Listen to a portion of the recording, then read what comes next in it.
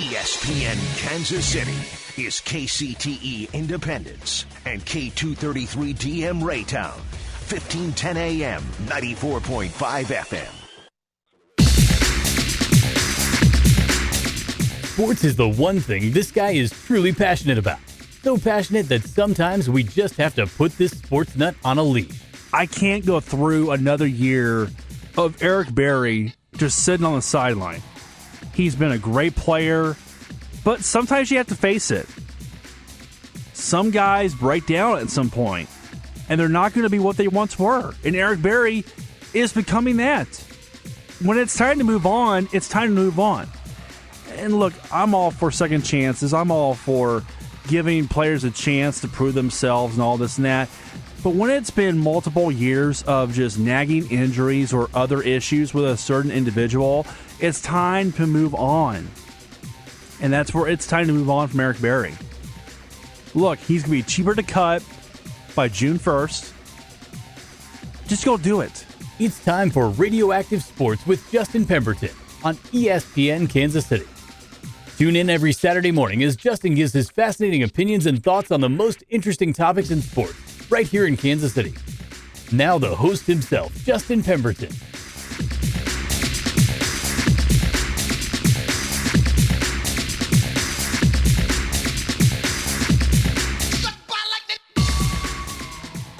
But lots to get to on the Saturday morning, so let's get started talking about the end of an era. And it's been a fun one. It hasn't been good for the conference, really. You know, just to see a team, win 14 straight, have only one team dominate year in, year out. But you know what? It was a good run. And I think if you are a KU fan, I don't care where you're living, if you are a Kansas fan, I think you need to be, don't be sad that it's over, but be happy that it happened. Because this is something that may not ever happen again. Now, of course, Gonzaga is the closest to breaking that streak. They are right now currently sitting on 11 straight in their conference. The West, is it the West Athletic Conference? Western Athletic? The WAC? I guess I may be wrong. First of all, I don't want to know because that's a horrible league. First of all, because you've only got St. Mary's and BYU. First of all, that's horrible. But no, Gonzaga is the closest thing to Kansas right now as far as consecutive. As a matter of fact, they would take over as the leader in consecutive conference titles, with the streak being snapped this week after KU's loss to Oklahoma, which that was surprising. I thought Kansas would give somewhat of a fight, but obviously I understand how they've been on the road. They've been horrible this year, 3-7 away from Allen Fieldhouse, or 3-8 to be exact now. Overall, I was surprised. I thought Kansas would give more of a fight against Oklahoma. I thought that Oklahoma wasn't going to be ready. I thought they would either come in ready, or I thought they'd be sleepwalking, because they've been sleepwalking all year. But then again, they're fighting for their tournament lives, and they really needed that win. So good win for Oklahoma. For Kansas, like me, beginning of the year, I was saying KU was going to win the Big 12. So again, I stand corrected. And I am happy to eat crow. I'm happy for people to be saying, "Oh, I told you, what was that you said about Kansas winning the Big 12 and blah blah." I'm ready for that. So fire at me. I'll take the bullets for defending Kansas and saying, "Oh, they're going to win the Big 12 until proven otherwise." You can't knock off KU. Can't go against Kansas. I'm ready to hear that. So feel free to fire back at me on Twitter or Facebook, or right now on Facebook Live or whatever. But let's quickly play Bill Self, and then we'll play Curtis and Seren from the program. But first, here's Bill Self after the tough loss to Oklahoma and the end of an era of the 14-year run of winning the Big 12? Well, I haven't talked to the streak with the team very much. Talked of the streak, but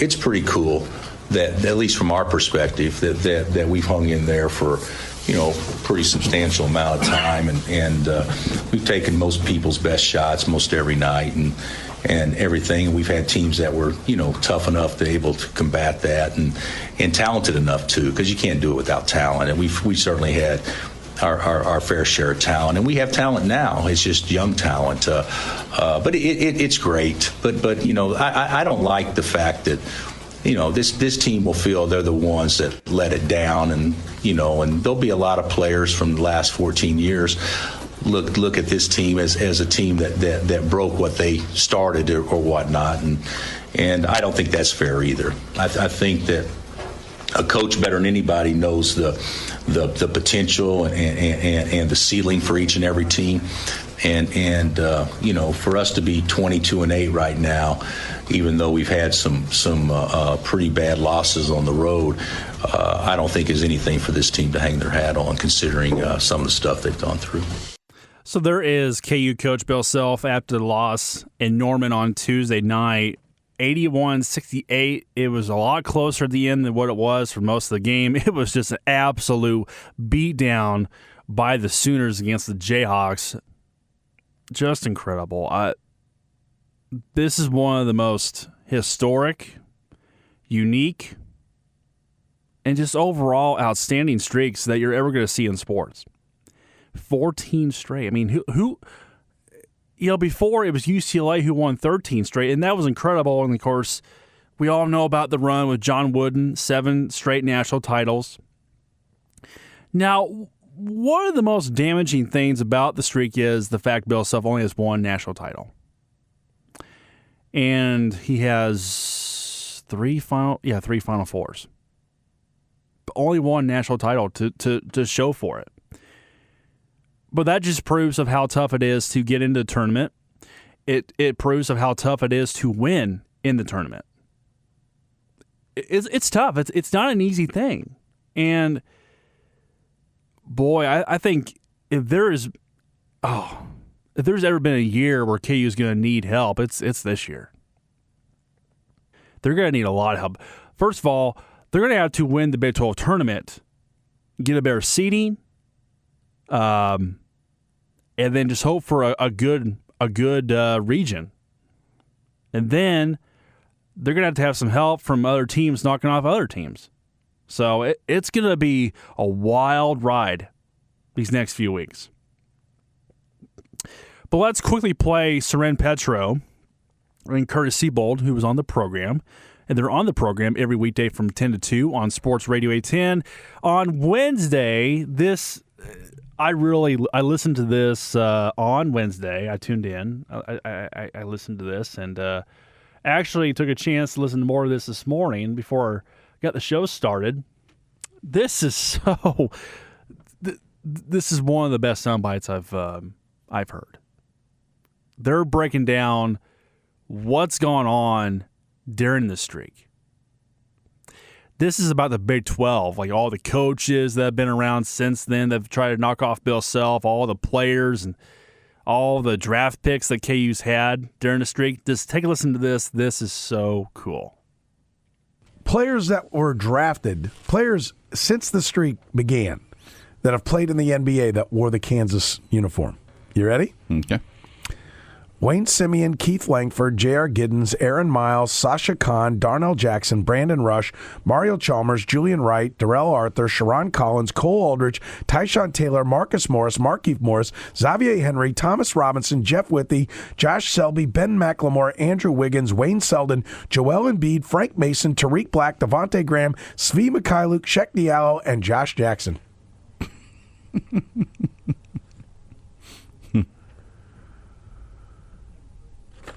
That's a lot. That's 29 guys. 29.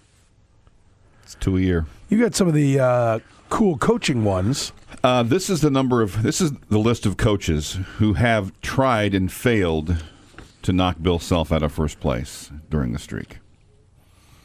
Barry Collier, Doc Sadler, Ricardo Patton, Jeff Bezdelik, Tad Boyle, Billy Gillespie at 2 different spots. Mark Turgeon, Billy Kennedy, Quinn Snyder, Mike Anderson, Frank Haith, Eddie Sutton, the last man to do it, Sean Sutton, Travis Ford, Brad Underwood, Mike Boynton, Bob Huggins at 2 different places. Trent Johnson, Jamie Dixon, Kelvin Sampson, Jeff Capel, Lon Kruger, Rick Barnes, Shaka Smart, Wayne Morgan, Greg McDermott, Fred Hoiberg, Steve Prohm, Scott Drew, Jim Wooldridge, Frank Martin, Bruce Weber, Bob Knight, Pat Knight, Chris Walker, Tubby Smith, Chris Beard. There's a father-son combo in there, for God's sake. And there are 2 guys that were at 2 different places. Sons. 2 father-sons, Eddie and Sean Sutton, and Bob and Pat Knight. And then Billy Gillespie and Bob Huggins, who tried and failed at 2 different spots. 2 different spots. So I initially called it the 39, but it's actually 37 because 2 of those guys are Gillespie and Huggins. All right, how about this? Where were the coaches of the Big 12 today when Bill Self won the first one? Oh, this should be fun. Mike Boynton was a grad assistant, had just finished his playing career at South Carolina, was a grad assistant at Furman. Bruce Weber had just lost the national championship to North Carolina while being the coach at Illinois. Lon Kruger was in his first year at UNLV. Wow. Bob Huggins was accepting a $3 million buyout to leave Cincinnati. Jamie Dixon was in his second year at Pitt. What? Hell. Shaka Smart was an assistant at Akron. Steve Prohm was an assistant at Southeastern Louisiana. Wow. And this is my favorite. Chris Beard had a front row seat as an assistant coach to Bob Knight. Wow. That's where the other Big 12 coaches were when Bill Self started this streak. That's unreal. You cannot make that stuff up. That's incredible. I mean, goodness gracious. That is so cool. You hear all that stuff, all the coaches that have been around, all of them, like Jim Wooldridge, Wayne Morgan. You think of Pat Knight, Bob Knight, Jeff Bezdelik, Ricardo Patton, Calvin Sampson, Jeff Cable, Greg McDermott. You can't make this stuff up. It's incredible. And then where those coaches were before they got to their certain schools, I mean, wow. I mean, I was so blown away. I was laughing. I was laughing even more before when they were talking about all the different starting pitchers for the Royals during the streak, and then all the Chiefs players to throw a touchdown pass during the streak. It's just incredible. That tells you of how incredible this streak was. An end of an era for Kansas. Again, KU fans, don't be sad that it's over. Be happy that it happened, because it's something that is never going to come back, possibly. Now, I will make a bold prediction here, because that's what I'm all about sometimes, is making bold predictions when it comes to Kansas basketball. And that's the fact they're going to start another streak on their own. I could see Kansas going 14 straight again. I am ready, though, to take the bullet yet again. I'm ready for criticism. I'm ready to eat crow on that, because you know what? There's a good chance it may not happen. But there's also a good chance it may, because if Bill Self is at Kansas, and I'm getting away from all the FBI trial and all that, minus all of that. If he remains at KU, plus if he dodges the NBA yet again, there's a good chance that Kansas could start another run.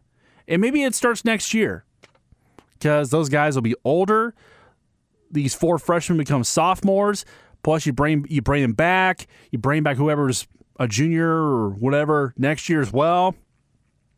This will be a much more experienced KU team next year, and they will be so much better next year.